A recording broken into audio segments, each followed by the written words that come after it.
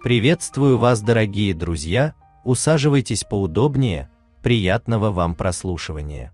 Цезарь жил в очень хорошей будке. Она была сделана не из фанеры, а из самых настоящих крепких деревянных досок.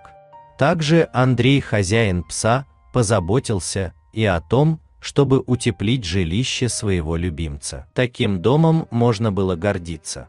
В такой будке и человеку зимой было бы комфортно, говорил иногда Андрей. Без сомнений, Цезарю хорошо жилось в своей будке, когда наступали холода. Он все время сидел в домике, не стремясь лишний раз выходить наружу. О его присутствии можно было догадаться лишь по торчащему из будки носу. Именно поэтому Андрей так удивился, когда увидел своего пса, спящим на снегу. Цезарь тут же подхватился на ноги, делая вид, что не спал. Но ему не удалось обмануть своего хозяина. Пес выглядел очень заспанным, как будто провел возле будки всю ночь.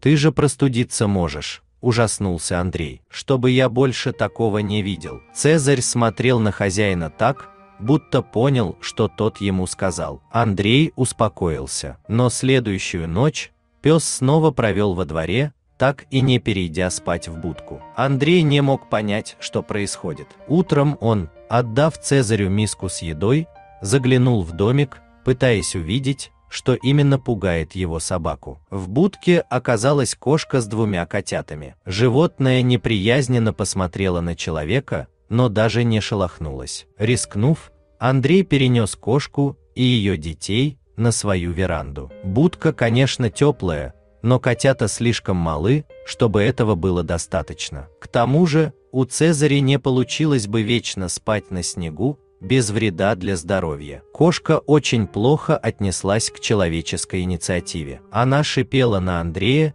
и даже попыталась его отцарапать. Но тот не отступил. Когда он переложил кошку на матрасик, она тут же успокоилась и начала лизать котят. Она позволила Андрею дать ей еды, но не разрешила ему приблизиться к себе, чтобы погладить. Цезарь очень обеспокоенно наблюдал за всем происходящим. Он бегал вокруг хозяина, не сводя глаз с кошки. Пришлось даже впустить собаку на веранду, ведь без этого Цезарь отказывался верить в то, что с его подругой все в порядке. Убедившись, что никто не причинил ей вреда, он успокоился. Один из котят отправился жить к новым хозяевам, второго же Андрей оставил себе. Мать так и не привыкла жить в доме, уйдя на улицу. Лишь изредка она приходила в гости, чтобы навестить своего ребенка и старого приятеля, который спас ее от смерти на морозе. Цезарь оказался очень хорошим воспитателем для котенка. Малыш буквально поселился в будке рядом с ним. Видимо, она стала для него настоящим домом. Если вам понравилась эта удивительная история,